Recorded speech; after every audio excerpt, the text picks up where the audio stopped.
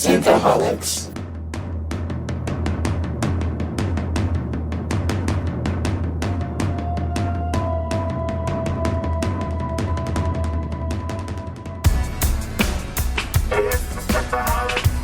Alright, you finally started.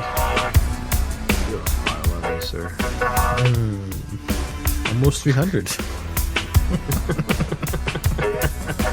More if you count all the outtakes that are separate from the episodes. All the fart takes. Alright, here we go. Welcome to Synthaholics. Thank you so much for downloading this episode. Today you have myself, Aaron O'Brien, and David Duncan. What's up, Dave? Sand is everywhere. It's in my pants. It's in my hair.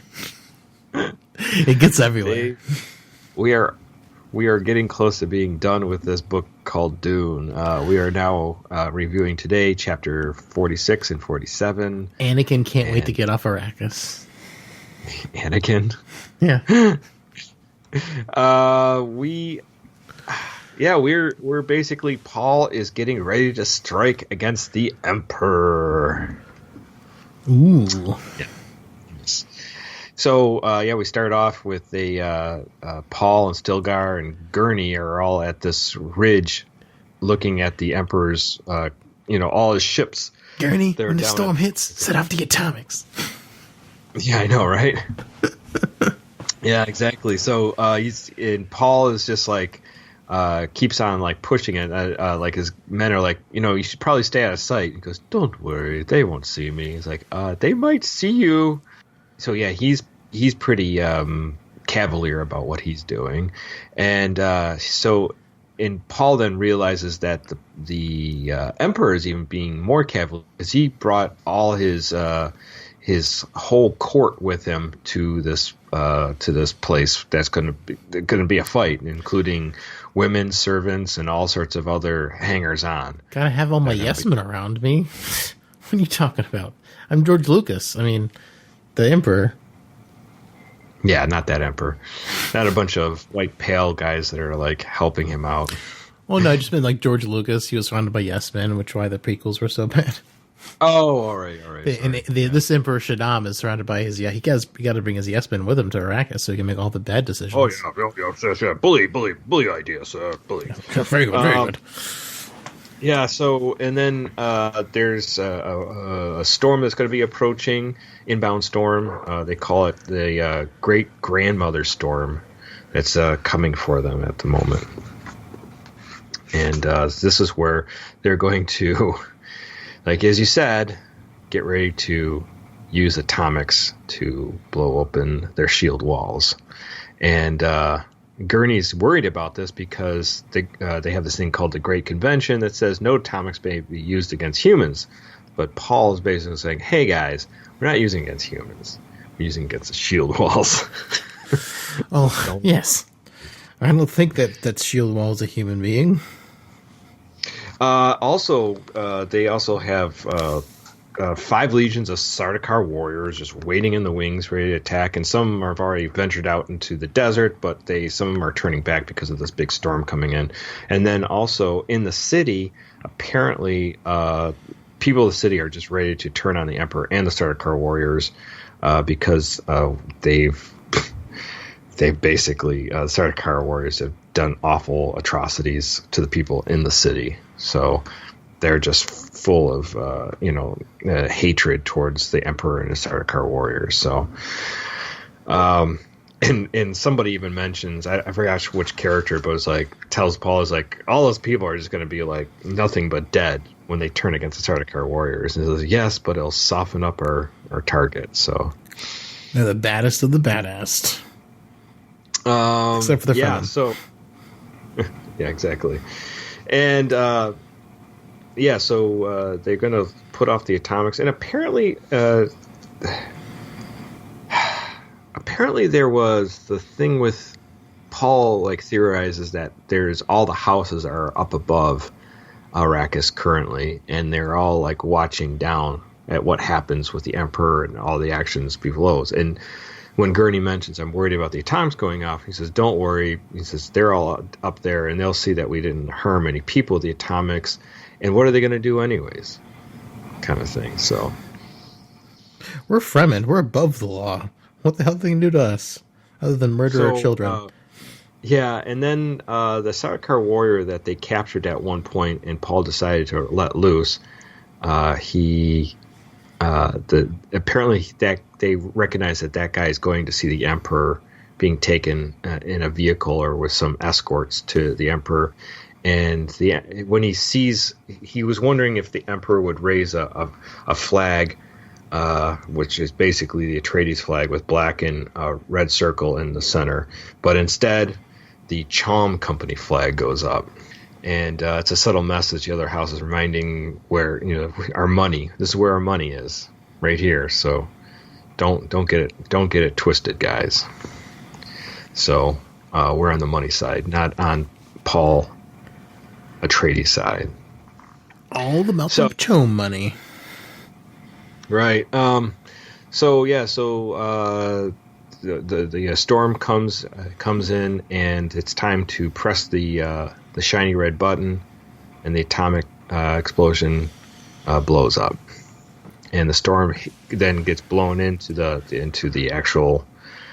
It's actually area? blowing into the base, into the whole base and everything. So, and they basically start. They go back and they hide under the area where they're to hide from the storm, and then somebody finds out something has happened to Alia. Leah's been captured, and Paul's son has been killed. What? How's Saul? Yeah. But he's supposed to turn to a worm. I'm so confused. So confused. Next, we get to chapter 47, and we find out the Baron has been called to the Emperor's audience chamber there on the planet, but the audience is just to talk with the Emperor, nobody else. And the Reverend Mother Gaius Helen Moen is there to kind of provide her truth-seeking abilities. And the Emperor basically questions the Baron about how it Thufer, and basically why he didn't kill him immediately, and then also what his nephews are up to. So, and it seems like the Emperor is kind of upset with the Baron and how things are going on Arrakis. Totally dressing down Baron Harkonnen, and Baron's been portrayed as a super smart guy the entire book until this chapter. It makes him seem like he's kind of a dummy. Yeah, he kind of just fumbled the whole thing, right? He's so incompetent this chapter. It's kind of weird. It's very it's a different character almost. He totally crumbles. Yeah, he totally crumbles in front of the Emperor. The Emperor also asks the Baron about who Muad'Dib is and what's going on with him, and he kind of passes him off just some crazy guy out there, some lunatic fighting out in the desert. It's nobody.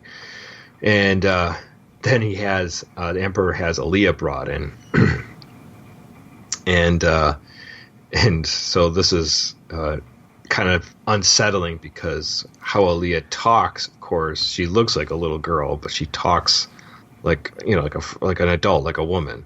Yes, except she's got a little lisp because her soft palate.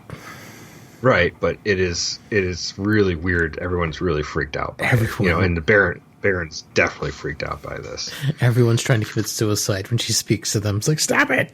Stop talking. Yeah. You freak. And, so and the Emperor sent, I guess, a bunch of troop carriers to get prisoners for questioning for the Fremen. And he says, and they killed almost all of them, the elderly, the women, and the children, and killed almost all of these troops. So, and it was only with a few, they only got 3 prisoners. So, and then Alia mentions that she let herself be kidnapped. Yeah, I let myself get captured. What are you talking about, dudes? I could pwn every single one of you. Yeah, everyone's just like, what the fuck is this little girl? And it's funny because the Emperor kind of is given Alia oh, it's just a little girl, and then he's realizing that she's getting sassy with him, and then he gets pissed, because he kind of likes it when she's giving jabs to the Baron. Yeah. So, anyways, then the Emperor kind of like makes like accusations about the Baron that he's plotting against the Emperor, and that how could he not know that the Fremen are this good at at warfare, and the Baron just basically is like, I didn't know any of this. I didn't know any of it, and then. Even the Reverend Mother says, yeah, he's telling the truth. He didn't know any of this stuff. So then the Emperor is blown away that he did not, that when they find out, and the Duke, the Emperor and the Baron are kind of freaked out when they find that Alia is actually Duke Leto Atreides' daughter. And then Alia starts messing with the Reverend Mother too. With she's like messing with her head while she's there in the audience chamber. So, and she's like, kill this abomination. So, and then Alia at some point, Emperor is going. The Emperor says that they'll go back to space and regroup, and then. He has Alia to be thrown out in the storm, but then Alia runs into the Baron and then it hits him with a Gom Jabbar and kills him. So she's like, "I've got all the Gom Jabbar. Stab, stab for you." And he did. She's like stabbed him multiple times with it, didn't she? Yeah, she's like stab.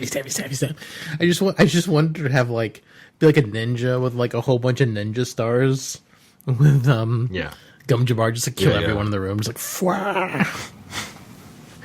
And after she's killing the Baron, at that very moment, the Sarkar run into the Emperor and says, "You got to get out of here." And then the Fremen are riding in on worms through the storm. So that had to be like a pretty cool scene right there. Too bad it wasn't in the David Lynch movie. It was, but it was terrible. So.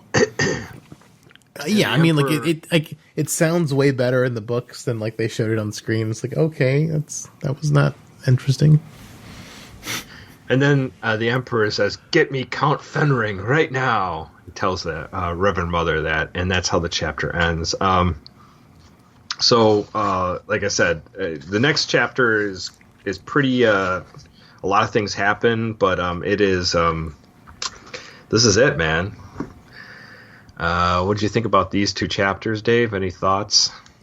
They were pretty good. I just was like, I was just so excited to have because it was one of my favorite scenes in the Dune redub, the funny video that we've mentioned several times on this show.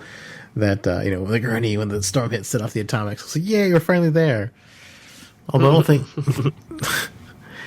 Yeah. We have Usul, we have the worm saying, which a god has never seen. God knows. I know, right? I mean, it's pretty great, and but it's just I really liked the chapter with the Emperor.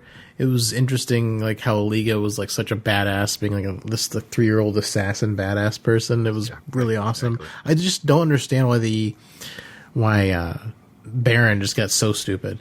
Like, don't they have sensors? Yeah. Can't they like find people like oh, there's too many worms in the south for like anyone to live? And it's like it's obviously where the Emperor found it out in like 2 seconds. Like, your Raban's been on the planet for how long, and he hasn't figured it out? Yeah, I know. It's not even sensors; just like fly some ornithopters around. Come on. Yeah, start looking a little more, and it's been 3 years, and the Emperor found this out in like 2 seconds. It hasn't been like 6 months, honestly, I mean the chapter 46 where it's like Paul and Silgar and Gurney and just when they're gonna put out the atomics, it's interesting, but it kind of falls flat for me a little bit. I wish there was something more. I thought we'd see them actually get into the riding their worms and mounting the worms and getting out onto the into the battlefield there, but it kind of just leaves us. Yeah, I mean, I do agree. It did fall a little bit flat. I mean, I mostly just loved the scene for the movie and the Dune redub videos. Like, we're there. But I mean, the scene did fall a little bit flat, and like I don't know. It would have been nice to have like a cut to like what's going on with Chani and Leto and like what like and why. It's like, oh, they're dead. It's like, what? What? Yeah, I know. This book is it's got such a weird approach on death. It's like, okay, so we've got Duke Leto. Like the first chapter. Oh, he's gonna die. Like just off the bat. Then like, oh, we've got a new baby Duke Leto, and like, oh, we're gonna kill him too. Well, yeah, and then, like you said, chapter 47 was fun because we do get to see this back and forth with, the Emperor and the Baron and Alia and even the Reverend Mother. So yeah, I mean, that's the part where it's a little bit like, it's fun to watch. That part is fun to watch. So.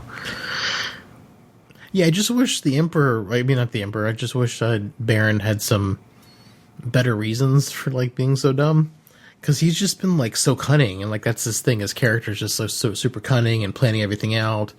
He's almost like a Game of Thrones character, like with how he's trying to like manipulate everything, and then he's just like in this last chapter. Yeah, he just kind of goes a bee. I forgot my lines, and he just went brain dead in this episode, which is it's stupid. I guess it gets him killed. Yeah, it just seemed like he was like so out of character for the Baron.